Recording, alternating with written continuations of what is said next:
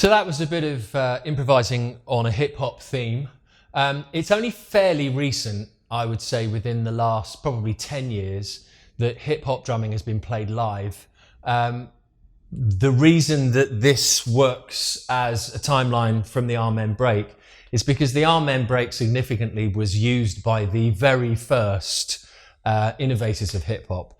So in the South Bronx and in Harlem, you had the two main guys, so DJ Kool Herc in Harlem and Grandmaster Flash and his Furious Five in the South Bronx. And what they did that was innovative, and it had never happened before, which seems strange now in our current age, is they took two turntables and they took the little drum break out of them. In this case, we're focusing on the Amen break. And they mixed them together seamlessly. They spent hours and hours and hours and hours working out how to do it so that they could get that one piece of drumming to just run end to end to end to end and sound like it was just continually playing. And it was historically at a time where all the various gangs, particularly in the South Bronx, all stopped killing each other in their, burning houses and all that madness. And interestingly decided to create a music movement where instead of battling each other on the streets and stabbing each other, they did it by dancing and early rapping and DJ battles. So these beats became very important. What you focus on with this from the Amen break is the first two bars. You take just the first two bars. The second two bars we'll leave until drum and bass and jungle and dubstep and all that kind of stuff, because the notes were too weaving. What you need in hip hop is something that you can comfortably dance to, that anyone can just get down to because it feels good. What they tend to do is take notes away. So I would say the most famous exponent of live hip hop drumming is Questlove, Amir Questlove Thompson, with the Roots. Incredible player and a lovely man and brilliant.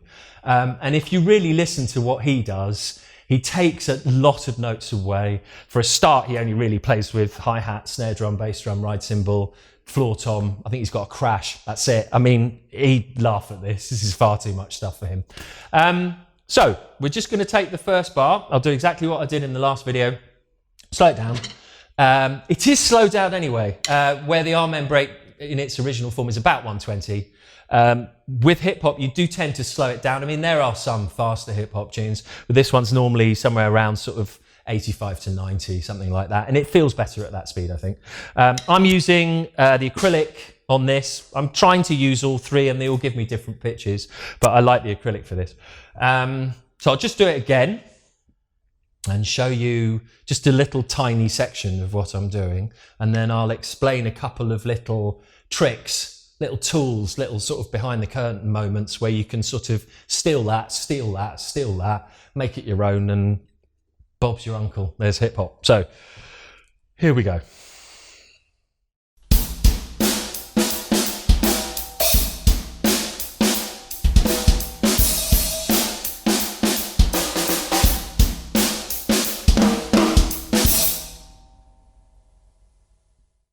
So what we're doing is we're taking the first two bars of the Amen break only. So effectively, they're both the same. So the first bar of the Amen break, and we're taking things out of it.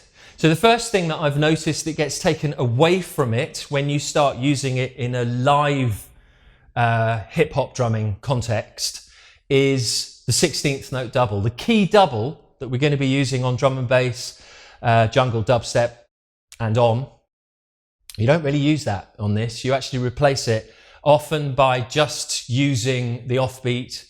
And then there's the tricks with the hi-hat. So I'll slow it right down. Let me just put the snare back on this one.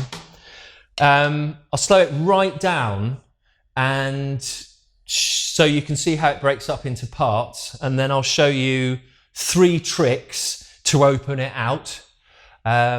And then you can go away and play around with it. When you hear somebody like Quest do it, he plays around with it a lot. A lot of it's to do with the bass drum. And it's a feel, again, it should swing really hard.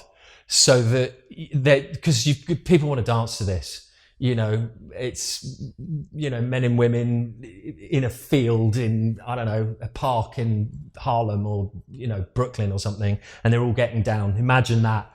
Lots of people eating lovely food and drinking beers, and it's really hot and they're all dancing. You need to try and replicate that. I heard a really good story where Hannah Ford, who's now Hannah Welton, when she was working with Prince before Prince died, said to him, what kind of feel do you want for this? And he said to her, try and think like a fat black man. No disrespect, but that's the sound that he wanted for this, was heavy and big and relaxed and laid back. And that's what you've got to try and achieve here, is this sort of big, heavy sound and really just easy.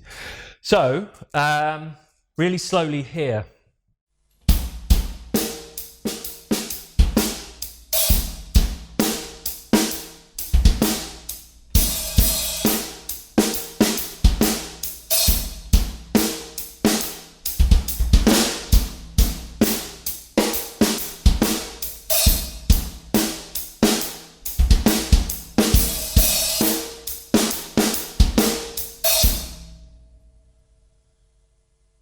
So what we've done, we've retained most of the Amen Break's first bar. We've removed the little double bass drum section before the 4.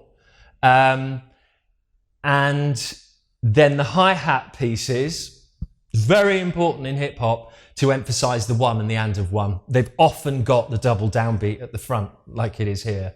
That does change, obviously everybody breaks the rules, but that's usually a good way of certainly starting to get into it.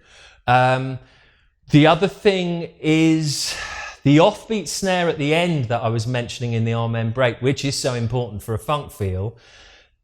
I like replacing it with a snap of an open hi-hat, and then the importance of the 2 bass drums at the beginning, I like emphasizing those with big hi-hat, open hi-hat pushes. So I'll just do just that. So what you've got is the 2 fat open hi-hat pushes at the front. You've got the double replaced by just a single offbeat.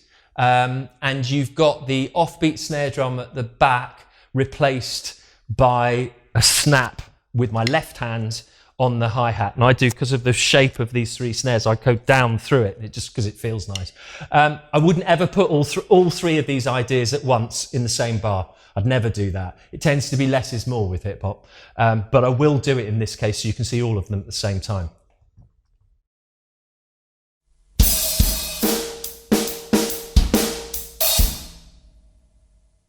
The other bit that I like doing is taking the single offbeat at the end, replacing that with a triplet bass drum. So triplet bass drums are this.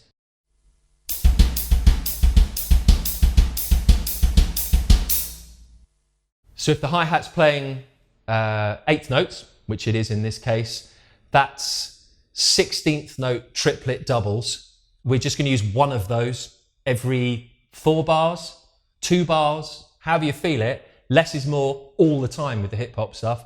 You chuck in a little cheeky one of those, and it sounds great, and it catches the attention. So of the musicians you're working with or whoever, they go, oh, that's nice. And it's just for a second and then it's gone. And I love stuff like that. It's almost like a little sort of secret weapon. You do things that are subtle and tasteful and you just drop them in. It's the opposite of overplaying. It's the opposite of gospel chops. This is less, less, less, less. So I'll do it one more time. I'll do a couple of bars and I'll put in these 1, 2, 3, 4, 5 ideas. And then that'll do this.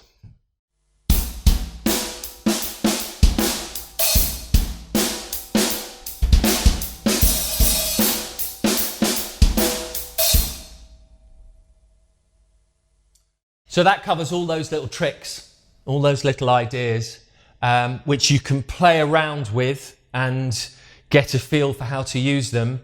The other thing that's nice is holding back a crash, so you make it milliseconds late on the 1, so you're pushing the 1 forward slightly, and a big fat heavy floor tom fill at the end of a bar can often really spice it up. play around with it. I find it fascinating because it's so sparse. I think that's it for hip hop. Enjoy getting in there and working and seeing where you can go with it, because it can be really exciting. And listen to as much hip hop as you possibly can. The greats. Listen to how they've mixed the rhythm in, and try and do that as best you can. And enjoy yourself. See you in the next video.